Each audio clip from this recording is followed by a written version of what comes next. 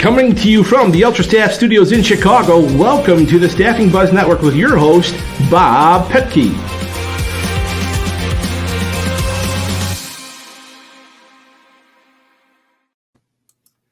Hello, and welcome back to the Staffing Buzz Network. I am Bob Petke, Chief Sales Officer here at Ultra Staff Edge. We are a full-service front office and back office ATS CRM software solution for staffing companies like many of you people that are listening today. We have collectively put this together, the Staffing Buzz Network, to have a opportunity to facilitate a venue where we can go ahead and add valuable content to the staffing community.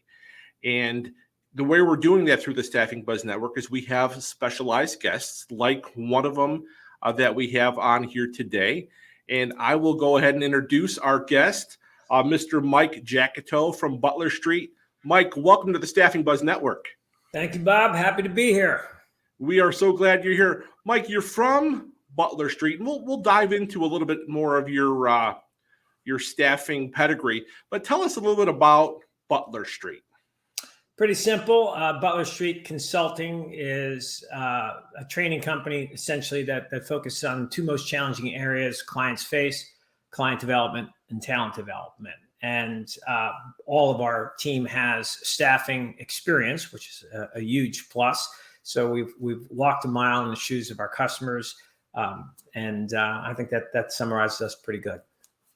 Mike, no, I appreciate that. And, just a little backstory.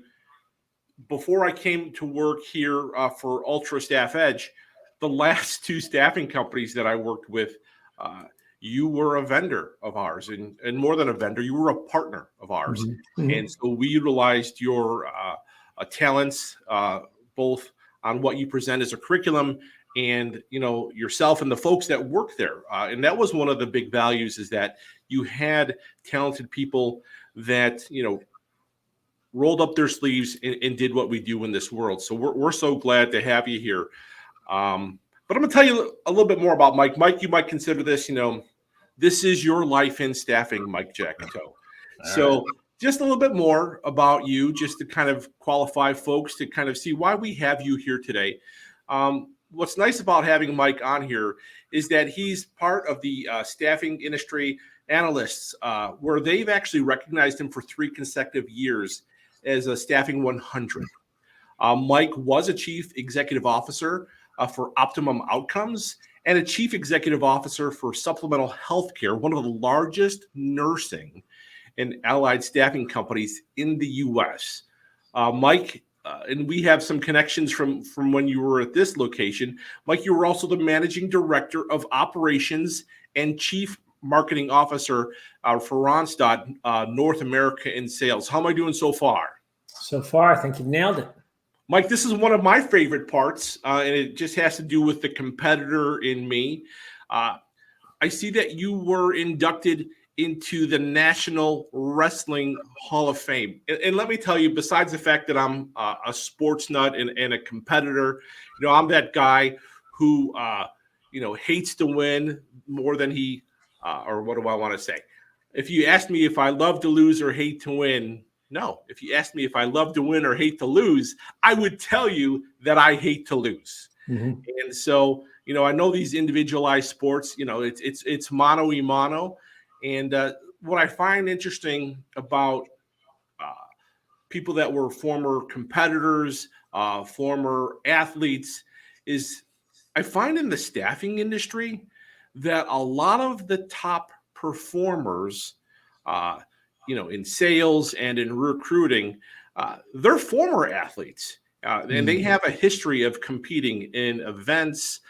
They might also even be musicians, people that had really high disciplines. When you think about your success, the success that got you where you are today, do you find any correlation back to that time when you were a competitive wrestler? Well, absolutely. The entire foundation of our program, Bob, is built on what I learned on the wrestling mat. And we start all our training with 4 cornerstones: attitude, personal accountability, perseverance, and habit. And if you think about that, that all comes from athletics. Attitude, in sales, you got to develop rejection immunity, right? You got to have the right attitude. I always say you got to have the mindset of Dory, the goldfish on Finding Nemo. And if you get rejected, you forget it 8 seconds later. Personal accountability. I was taught at a very young age, if you feel unhappy with your results, you have only to look in the mirror to stare the culprit straight in the eye. How's that for tough love? Perseverance. It's not about good's not a permanent place. It's about getting a little bit better every day, because everything in life is in motion. And if you think about it, the world's moving, especially now, at a very rapid speed. And then the fourth is habits. We're all a combination of our habits. And I think you learn that in athletics, like you said, whether you're a musician, a world-class chef. I've surrounded myself and my company with a lot of people who are pretty accomplished in their specific areas, whether it's a first chair oboist or a triathlete or a CrossFit person. They're all pretty dedicated to what they do. No, and again, one of the things that I found from being involved in staffing for close to 20 years prior to coming here is that it takes a unique individual to thrive and survive in this industry. Being a little graphic chat, I've seen staffing will chew people up and spit them out. In other words, if you don't have the chops to do the work and the discipline to do it, you're likely not going to be in the industry for some time. So if you see somebody that has a year, 2, 3, or more under the belt, you're dealing with a very special, unique person, especially if they've had some success along the way. Absolutely. Cool. Mike, I'm going to switch gears a little bit and just kind of get into, recent history. We're going to look at 3 things, really. We're going to look at some things in the recent past. We're going to look at business today, and maybe even take a look at what we might start seeing, next year in 2024 as we come to the end of a year here. One of the things that we cannot deny is that COVID changed the world and the way the world does business, and staffing was not immune to that. Our world's changed significantly. Now, you were part of all of this during that time, which was, just recently. What are some of the significant changes that you have seen in the staffing space as it relates to how we came through COVID and what we look like on the other side? Well, first off, I think anybody that came through COVID standing deserves a huge round of applause. I mean, I think I shared with you even offline that when Trump shut down the country, we were down, our sales plummeted 76%. We were sold out through June, but people panicked, started looking for deposits back, and we had to adjust. So one of the big things that we did, and this will answer your question, we basically knew we've been selling virtually since our inception. We're a virtual organization. We were on Zoom back in 2015. We had virtual backgrounds. We were really ahead and said, what do you do when everybody's panicking? Well, we put together a webinar and we taught people how to sell for free, how to sell on Zoom, how to set up their home office, because let's face it, business invaded the home. So what that did was, I think we drew 3,300 to our webinar, and our biggest was like 262 before that. Wow. And what it did was it changed the game. People started calling to say, can you teach us how to do this? And I think people got very, very comfortable from face-to-face to doing things on Zoom. And then you watched as more and more people got on camera. Now that strength can become an overstrength and then manifest itself as a weakness. All of a sudden, coming out of COVID, after 2 years of a stimulus high and free money, so to speak, I think a lot of people lost the skills, the basic selling skills of active listening, effective questioning, getting face to face with people, and I think you're seeing the residual effects of that today. No, I couldn't agree with you on that part more. One of the things that I'd seen coming through this, and it's part of the world that we live in, and it's part of the generation. Is I've noticed that when I had folks reporting to me in staffing on the sales side, they spent a lot of time during and after COVID, instead of picking up the phone and making phone calls, they were doing a lot of emails. And they were doing a lot of things from text. And, there's different reasons why people do that. But what have you seen here recently is something that we have to overcome when it comes to people using that type of technology as opposed to talking to somebody like this face-to-face or over the phone? Well, let's face it, Bob, at some point in time, you're going to have to talk to a person. Emails, the biggest challenge with emails, while they have its place, we always teach a multi-touch approach, voicemail, email, and then what we call DPQ when somebody picks up the phone. But if you think about that concept of just sending out emails, you miss a great skill, and that building rejection immunity. And we actually have that trademark, by the way. Rejection immunity is where I get rejected and I pause a second, and I pick up the phone and dial again. And that's how I build skills. If you can't, I had a boss back in the early 80s who basically told me I was horrible on the phone and then practiced with me. And he said to me, you're great in front of a customer, but if you don't develop your phone skills, then you're not going to reach your full potential. And I remember what he said to me. He said, you got to pick up the phone. You got to take the rejection. And Bob, back then they just hung up on you. There was no voicemail and stuff.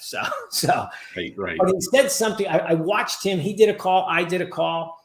And he wasn't much better than me. But the way he responded to it, he didn't get right. He laughed. People hung up on me, laughed. Oh, I was horrible on that one. What he said to me, and it still has an impact on me today, he said, you obviously got to practice this and you'll get better. But he said, Mike, you have to look at it this way. They love you. They just don't know it yet. Right. You can't take it personally. It was one of the best pieces of advice. I'm 64 years old. I'm still talking about it. I was 23 when that happened. No, what a great point. As I make just some real quick reflections on it, is when people don't put themselves in a position to be rejected, they also don't put themselves in a position to be successful. It's kind of like you can't score a basket if you don't shoot the ball. You can't put the ball into the net if you don't take a shot. And so what a great term, rejection immunity. And you said you've got that pinned in your favorite copyright. Yeah. So I'll put quotes on that one with a little mark next to it as I write down my notes. That's here. That's fine to use it. Go ahead. But that is awesome. Well, I'll make sure I reference you on it as we go through this. But Mike, one of the things that I'm also seeing right now, and it's just, again, the world that we live in, is that many people would say, that staffing is a people and a relationship business. And they feel real strongly that no matter what, you have to have this connection. Now, there is another segment of the staffing world that believes that, AI is going to make staffing less about those personal relationships. Now, there's many ways that we can use AI in everything that we see, say, or do today. Mm-hmm. But when we're talking specifically about like those relationships, and I know we'll probably talk a little bit about how maybe you're using AI to move the ball forward and other things. But when it comes to relationships, what do you see? Again, I talk about maybe having a crystal ball or not even so much that. The great way to look at the predictive future is to look at the past. On the trajectory that we're at now, what do you see as how AI is going to reflect that client, customer, partner relationship? Well, I said this on my webinars. I said it on the stage a couple of weeks back at SIA's healthcare conference. I think the first thing we have to understand is that I personally believe AI, this change is not only going to be the biggest change in my lifetime, it's going to be the biggest change in the history of lifetimes. So, and I tell people all the time, Bob, don't stand on the tracks when the train's coming through. This is a case where you got to lead, follow, or get out of the way. And I mean it sincerely when I say, when you look at things like AI, we have a saying at Butler Street: technology for transactions, people for relationships. We're never going to diminish the relationship side of the business because it's still people buying from and selling to people. But you got to get in front of people. And any task that AI can do better than a human should be outsourced to AI. And I'll give you, and I just put together a video, 15 use cases for AI. But researching a company. I mean, I can go in, use a plugin, search a website, a company's 10Q, 10K, have it listen to their annual or quarterly meeting, and come back and give me 3 or 4 points that I should address from a training standpoint. That would have taken me hours, Bob. I can do that now in 27 seconds. And to me, and then understanding the financial and operational outcomes of a particular buyer persona. I'm a director of warehousing. What are my top 2 or 3 financial? What are my top 2 operational endeavors or to how I'm going to be measured. It's going to give me that right away. And then I can come back and say, using our value statements, convert that to a script. And then I've got to make the script my own, because we're big believers that AI, augmented intelligence, we'll call it artificial intelligence, plus EQ, emotional intelligence, plus your habits, positive habits, equals sales success. So people ask me all the time, you think salespeople are going to be replaced by AI? And I said, well, not immediately anyway, not in the near future, but they will be replaced by a salesperson proficient in using AI. And that's how I look at it. Mike, it's worth repeating, and I got everything but the equal right. I think I had it. AI plus EQ plus positive habits equals sales success. Sales success. And I have to attribute that to my partner, Marianne. She came up with that, because at the end of the day, you don't want to take AI straight out. It's not you. You've got to put your personality on it, because it's still people buying from and selling to people. Right. And you said technology for transactions and people for partnerships. Did I get that right? No, it's people for relationships. Technology for transactions, people for relationship. Yeah. Yeah. Make no mistake, I work with my own team. This is kind of a little bit of a impromptu session for myself here, as well as anybody else who's paying attention. And I'm sure a lot of people will be. Mike, as we kind of go through some of the next things here, I want to talk a little bit about how are you and your team at Butler Street working with the staffing industry, helping companies thrive and survive in this space? What are some things that you're doing? And you talked a little bit about your augmented intelligence. Double click on that a little bit and tell us a little bit more about that. Well, what we're doing right now is we've integrated cutting edge AI into all of our training. We have very structured processes in our training. The first thing that we always talk about is getting into the customer's operating reality, being able to see problems and opportunities through the customer's eyes. As an example, I take off my glasses and go, look through those eyes, right? So that's one of the key things that we do. And one of the big things with leveraging AI is your ability to prompt it properly. In sales, before AI even came here, we used to say you're defined in the eyes of the customer by the quality of questions you ask. When you get to AI, you're defined in the eyes of ChatGPT or Microsoft Copilot or Claude or Anthropic, whatever the AI is, by the quality of prompts you give it. So the more structure, the more detailed of the prompt, the better outputs you get. So there's actually a position today, pays like $250,000 a year, prompt engineer. Wasn't even in existence in 2019. That's how much. And by the way, it'll be eliminated in another 18 months, because the next version is able to prompt itself. You're able to say to it, now make me a better prompt. Now make me a better. It goes down this whole tree of thoughts. Very, very fascinating stuff. But that's what we do. We help companies and their people grow by keeping them competitive with the use of AI or augmented intelligence. Tell us a little bit about what you're doing specifically with ChatGPT. Well, I can go down a list. We have 15 use cases for sales. I mean, we can help it to write proposals for you. You can train it. I have built separate GPTs in there. It's my sales coach. My team role practices with it every Thursday. Tough to get a meeting. And I think I might have shared this offline. When we did a webinar back in July, and it drew like 700 people. It was very good. And then in October, we went to ASA, and I saw you there. Yep. And we had get a meeting with ChatGPT. And I have people come back to me all the time and say, Mike, where have all the skills gone? Well, they didn't need them in the stimulus environment. We had 64 people try to get a meeting with ChatGPT. Bob, one guy, one. And the nice thing was he was a Butler Street trained person, and we gave him $1,000. But we were absolutely, and now, truth be told, the first time I did it with my team, they went 0 for 6. And I said to them, you guys, we bought all the premium. I said, you better practice. And the nice thing about it, you can practice in the privacy of your own home. You can prompt it to be tough with objections.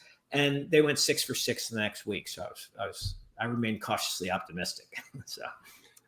So I would imagine after, you went through this and you had that group of 64 and people saw there's power in that, right? There's power in knowledge, there's power in technology, and there's power in utilizing this tool in such a manner. You had to be the most popular guy in the room that day.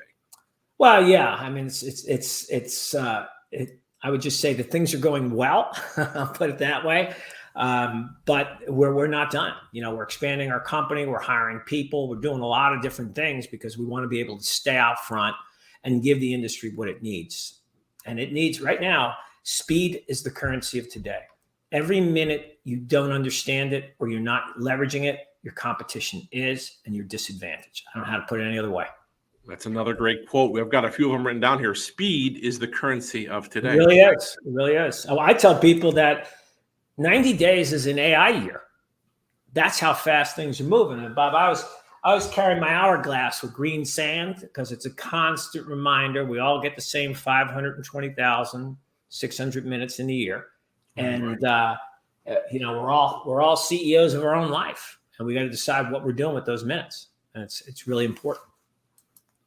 So, Mike, we've hit, I would think, some surface, and we've dug into some things that are really just front and center in the world that we live in today. But, as you go to market and your team goes to market,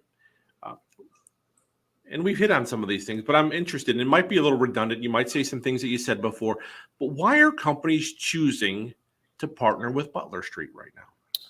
I think it comes back to, we understand their operating reality. We've walked a mile in their shoes. I always say one thing about staffing. It has a little bit of terminal uniqueness. Oh, you don't understand, our business is so different. And it is to a degree, because it's got a business to business component, the clients, and it's got a business to consumer component, the talent or the candidates. So that is different. I think one of the great things, because of that, it's a tough ramp because you deal with the ultimate variable on both ends, people, right? You're not making anything.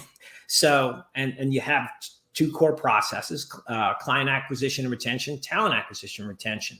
So nobody has to teach us the staffing industry. So about 70% of our annual revenue comes from the staffing industry. And I think it's because people understand that we understand what they're going through. We understand the metrics. We understand, the submittals to starts, and nobody has to teach us any of that stuff, and margin and bill rate versus effective bill rate. All those things we can really help them with. Mike, I've asked this of people all the time, and I know you've got over 20 years of experience in staffing, but I know you had a career outside of this before that. How did you get into staffing? Well, that is an interesting story. I was 20 years. I was corporate vice president, officer of a publicly held company, Standard Register. I had probably $1.4 billion in revenue and 1,800 people under me. And I was living in Dayton, Ohio at the time. Nice place to raise a family. Sure. But 9/11 hit, and I was 42 years old, and I did some self-reflection. And one day a headhunter called, and they were representing Randstad at the time, which was one of our largest accounts. We had their document management contract. So I took an interview, went down to Atlanta, and I remember walking into their corporate headquarters, and there was a big digital sign, probably this big. And I said, we put 52,000 people to work last week. And I said, wow, that's kind of cool. And then I went upstairs and met with the CEO, Jim Reese, who's still a friend of mine today. And I remember what he said. He said to me, Mike, I'm sure document management is a noble profession. He said, but we put people to work. And largely how many presents under the Christmas tree depend on how well our people do our job. So he was sort of tugging on my heartstrings that this was a people business and you can make a real difference in society. So I signed on with Randstad, but I was cautious because as I was going through the interview process, people kept saying he doesn't know staffing. They needed a sales engine, and that's what I was hired for. But I knew I'd never get the respect unless I got into staffing. So I actually ran a desk, full desk, undercover for 90 days. And I came out, I had a great handle on the business. I think people respected me for that. And after, I think, 13 months, the business was down 22%. We had it growing 23%. So it was a big turnaround. And I got recruited away to be CEO of supplemental healthcare. So that's the story on me getting staffing. Yeah, it's a question I ask people because there is a fraternal order of staffing people is what I like to say. And I recognize that people that are coming up in their careers when they're young, like, I had two older sisters and friends in the neighborhood, and we didn't play staffing. Mm-hmm. I didn't put people on assignment only to have to call them up and say, where are you at? Mm-hmm. We didn't study it in college. But at sometime, someone recognized something in us. Mm-hmm. And they simply may have plucked us out of what we were doing by recognizing that we have the discipline and the competitive edge and the nature to do those things. And, it could also be somebody who walks into a staffing office and they're looking for a temp job. And somebody says, hey, wait, you've got something a little bit different, a little bit more flair, a little bit more pizzazz, and we'd like you to try you for this. So it's a question I'll probably continue to ask people as I come on. So I appreciate you sharing that story. And look how it's really changed history. And you look at the ripple effect of what you've done, and you look at all of the people that you've interacted with and how their lives have been affected by this. And you continue today through the offerings that you have with your partners that take you up on Butler Street to go ahead and participate in your programs. You're changing lives. And that's really, full circle when you think about how when that gentleman told you, hey, listen, we put people to work. So it's a very cool story. So I appreciate that. A couple of more questions. And before we close here, I've got just kind of a random potpourri type question. We've looked at the past, we've looked at current, and, if you were going to give, you were a consultant and going to give your best advice or wisdom to somebody as you look at the market and you look at the trends and you look at 2024, if you're talking specifically to leaders in the industry, what are one or two things that you see that they would benefit from knowing or being aware of that a year from now they're going to be like, thanks for asking Mike Jacoutot that question in December of 2023? I think the first thing is be curious as a leader. You have to understand the world is changing at a rapid rate, and just have that mentality to be curious. And as a leader, I always say this all the time, building a great company is not something you can take a step back from and admire when complete. It's an ongoing process of building, bonding, forming, changing, defining, redefining. It's never perfect. It's never quite right. It's always under construction. Sure. As are each of us. And be under construction. You continue to learn, develop. And I think, honestly, Bob, AI is going to be a major part of your development as a leader over the next year. Our company's put thousands of man hours into this to get out front and be able to lead, and it's paid huge dividends for us. And I would say to any staffing leader, if you're not comfortable in that environment, you need to get comfortable. Okay. No, very wise. And I can see that, and I wrote this down. Be curious as a leader and, just recognize that we are a work in progress, or as you put it, under construction. We absolutely are. Yep. We're under. And the day you think you're not, that's why I said, I could use that same line, building a great leader. Because look what happened when COVID hit. We all had to change. I mean, it was amazing. You couldn't sit back on your leadership laurels because now you're managing people virtually. It's a whole different environment. So continue to learn, continue to develop. If you do that, good things will happen. Mike, you've got a lot to offer the community, the brethren, the fraternal order of staffing. What's the best way for somebody to get in touch with you or your team if they want to know more about partnering with you? And how quick would they have access to some of the information that you have? Yeah, I mean, we have e-learning. You can swipe a credit card and get that pretty much immediately. But I think we have two websites, Butler Street Online, for the smaller type companies where they just need 2 or 3 salespeople or whatever, and they'd go an e-learning route. We also have butlerstreet.com. Both of them have contacts. You hit a contact, it runs through HubSpot and turns into one of our business development or consultants will reach out within 24 hours to anybody that comes in that way. Or LinkedIn. I mean, I'm on LinkedIn. My whole team's on LinkedIn. We believe very much in social selling, so we're pretty easy to get a hold of. No, great. And we'll make sure that when we post this, we'll have information that's tied to that as well. Thank you. Mike, I'll tell you what, it's been an absolute pleasure to have you on the Staffing Buzz Network. And I hope we can do this again sometime down the road. It's been my pleasure, Bob. I look forward to it. We'll do a replay. Mike, thank you so much for being here, and we'll talk to you again soon. All right, thanks, Bob. Right, thanks. Yep. Bye.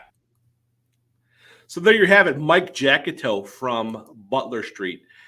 Just kind of a real wealth of knowledge and a good resource for people in the staffing industry, people that are starting out, people that are looking to grow their business, people that are looking to solidify the way they go to market and do business. So we will share that information with Mike and how you can get in touch with him and the folks at Butler Street. As we conclude here today, just want to go ahead and thank everybody for listening and making our first session last time a success, as we just conclude with our second episode here today. And I'm just going to ask that you please make sure that you subscribe and tell your staffing pals to join us, the Staffing Buzz Network, on your favorite platform. Also, if you want to learn more about Ultra Staff Edge, our ATS CRM software solution, it's a full front office and back office solution. Go ahead and just give us a call, send us an email. You'll see that information on our outro page, and we would be glad. I'd be glad personally to talk to you and show you how we can help you really solidify the business that you have and make your business run a lot more efficiently. So until next time, thanks everybody, and thanks for joining us on the Staffing Buzz Network.